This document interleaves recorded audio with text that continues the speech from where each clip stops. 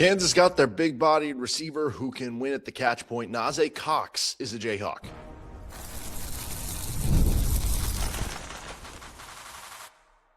You are Locked On Jayhawks, your daily podcast on the Kansas Jayhawks. Part of the Locked On Podcast Network, your team every day. What's going on? Derek Johnson here. This is Locked On Jayhawks. Thanks for making it your first listen every day. And thanks for making Locked On the #1 sports podcast network. On today's episode of the show, we're breaking down Nahzae Cox, who is the latest Kansas Jayhawk transfer portal addition. Cox coming over from Middle Tennessee and becomes a very interesting addition for KU with what he brings to the table and kind of about his game. So we'll get into that, his scouting report, the position room breakdown for KU receiver. Does this do it for them in the transfer portal? Let's start with the news, though, and that is that Nahzae Cox is a Kansas Jayhawk. So Cox is originally from Fresno, California. He committed to KU on late Sunday night, and after playing high school in the local area, stuck around the local area to play JUCO ball at Fresno City College. And then he transferred from the JUCO level to go to Middle Tennessee State, where if you combine the stats between the JUCO level and playing for MTSU this past season, he had a combined 74 catches for 1,143 yards and 11 touchdowns over those 3 seasons. Most of that, though, came over the last 2 seasons.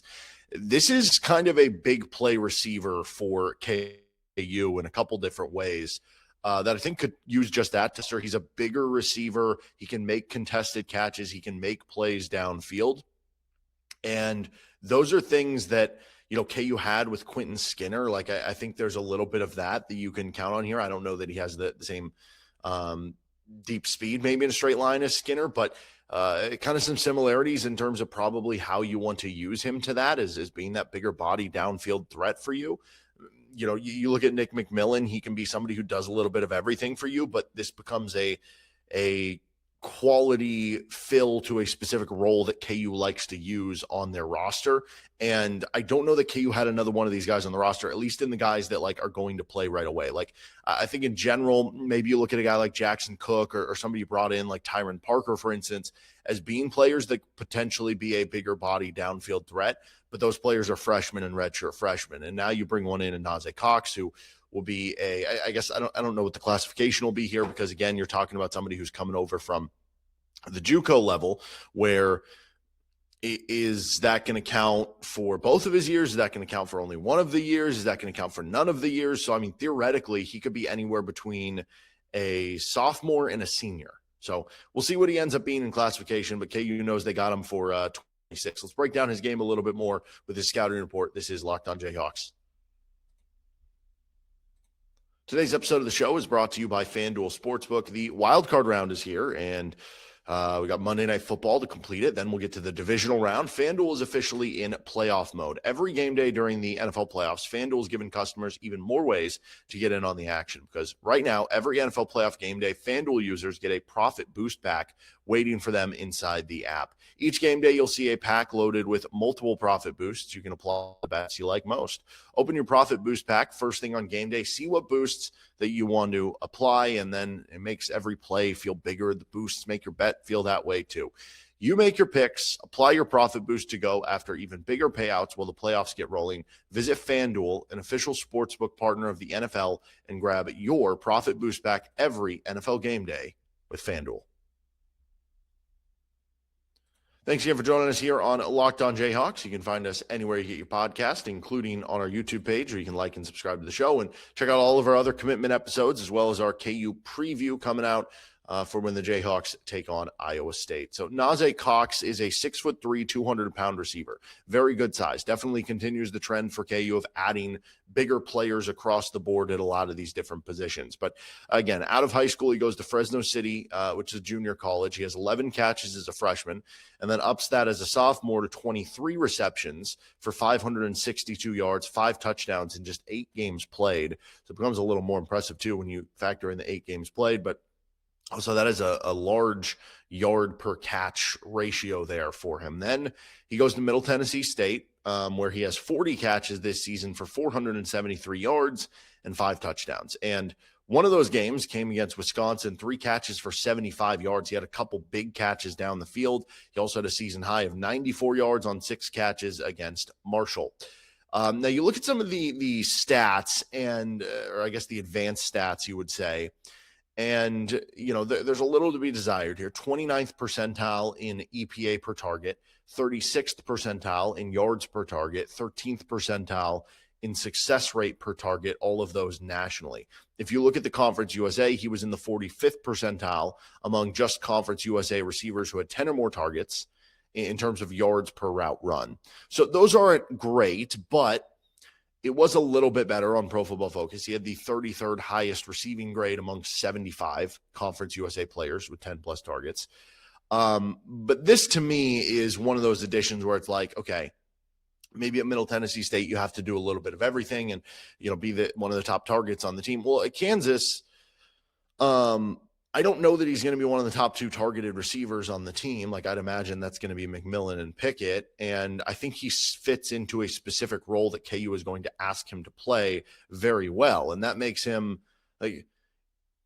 fit is as important as anything here, right? And I think that role is to be a big-bodied receiver who can make contested catches and make some plays for you downfield. And I also would say that some of those rankings, I mentioned this before, some receiver stats sometimes you're linked with the quarterback, right? Like, you can still have a good season as a receiver with a bad quarterback, but there's going to be a certain extent on that where it's like, hey, if I run 5 good routes, but the quarterback misses me a couple times, of course my success rate, my yards per route run and stuff is going to go down. And it's not my fault that the quarterback just missed me. And that is important to bring up that, you look at the Middle Tennessee State quarterbacks this past season, it was under 60 completion rate, which is not good. It was 6.4 yards per attempt, which is also not very good, right? So that's going to hurt some of those numbers. So realistically, some of those numbers we just went over are probably better than they showed. He just, didn't have maybe the best quarterback play to go around. And here's some of the things that are encouraging here. He had a low drop rate. He made a lot of contested catches. He was targeted the most in contested situations in the Conference USA, which tells you that some of those previously mentioned stats also are lower than he probably deserves because a lot of the opportunities he got were in tougher situations. Even as good as he was in contested catch situations, in general, contested catch situations are still, even if you're the best at it, are still going to be a lower percentage than those that are wide open. It's like, think about it in basketball. If you get a bunch of wide open threes, even if you're the best contested 3-point shooter in the world, the wide open threes are probably going to go in even still more than the contested threes. And so that's going to kind of hurt you a little bit there. But he led the Conference USA in contested catches. And that's something that I think is really important. Cam Pickett didn't even have a single contested catch attempt last season, which, maybe it was a little on Jalen, maybe it was a little on the offense. I don't know. But they didn't even try it with him, And so now what you're getting. You're getting somebody who can make those contested catches. Again, led the Conference USA in contested catches. His deep numbers, interestingly enough, aren't as good when you look at some of the efficiency stuff, which is weird because you think about his game and see some of the highlights and you're talking about a deep receiver. But again, the fact that he has done well in contested catches would make me think he's a big receiver, would make me think he'd be good in deep balls as well. And so that's, again, where I want to kind of go in and be like, okay, the Middle Tennessee quarterbacks were only 6.4 yards per attempt, under 60% completion rate. They probably weren't great at delivering those downfield passes, right? So he was really good in the intermediate range, 7th among 41 Conference USA receivers with 10 or more targets in the intermediate range in terms of quarterback rating. So when they were going to him over the middle of the field, it was working a lot. He was also 11th in Pro Football Focus receiver grade and tied 4th in contested catches in that intermediate zone where he had 0 drops in that area. So he can really work in the intermediate. I think he's better than maybe some of the numbers show on some of the deep balls. And I think some of the highlights would probably bear that out. And he's somebody who can be a reliable contested catch target. And here's where you should get really excited. He had the number 1 receiving grade among Conference USA receivers with 10 or more targets against man coverage. And a big reason why, he caught an insane 14 of 23 contested targets against man coverage. This is a man coverage beater. I think at times last season, Kansas receivers weren't winning one-on-one enough, and they weren't able to get open downfield. This is a guy that you say, hey, I'm going to throw it up to you, man, and you go make a play. And that is such a nice thing for this team to have, right? You have your yard after catch receiver in Pickett. You have your all-around receiver in McMillan. You have your one-on-one and contested target guy now. And then you got some young guys off the bench or a guy like Keaton Kubeka that you can rotate in. Let's get to that projected role next, though. I might have just given a little bit away. To me, I guess we'll start there. I view this as a starting receiver. We'll get to that next.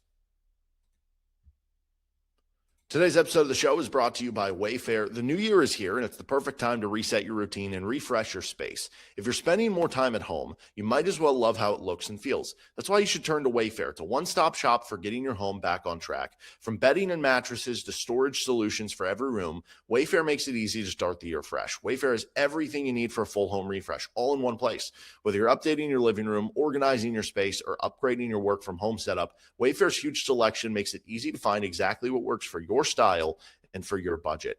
You up your new bedding, your accent pillows from Wayfair, and it just makes you feel better about the room that you're in, right? But there's so many different options of what you could be looking for at Wayfair. Just kind of makes getting back in that routine and the start of the new year feel even better when you got that new stuff at home. So get organized, refreshed, and back on track this new year for way less. Head to wayfair.com right now and shop all things home. That's wayfair.com, WAYFAIR.com. Wayfair, every style, every home. Thanks again for joining us here on Locked On Jayhawks. Again, Cox is the latest member of the Kansas Jayhawks, a big body contested receiver. So let's just lead off there. The way I was talking about him, I view this as being one of your starting receivers, right? If we're to make the comparison to the receiving core from 2 years ago, I think Nahzae Cox would be kind of your Quentin Skinner role. But I think there's, again, when you look at how well he did in the intermediate, there's a little bit of LJ Arnold. There's a little bit of Quentin Skinner kind of, hybrided in there. And obviously, if he has the success of either of those guys, that would work out very well for KU. Cam Pickett is kind of your Luke Grimm. Again, different players. I think you get a little more yard after catch with Pickett. You get a little more reliability on the catches with Luke Grimm. But that idea of being kind of your slot receiver that you can depend on. And then Nick McMillan kind of becomes your do-it-all receiver, which was LJ Arnold. In 2024, Jeff Grimes, it didn't fit as well. But when it was, Kotelnicki and Zabrowski and stuff, it was a little bit more for LJ Arnold. So I think that, and just if you're talking, again, that's just me talking about the roles. That's not talking about what the players are or their game styles. Because again, there's a lot of differences between those players and this group of players, but just in terms of how, KU probably views it or wants to use them or something.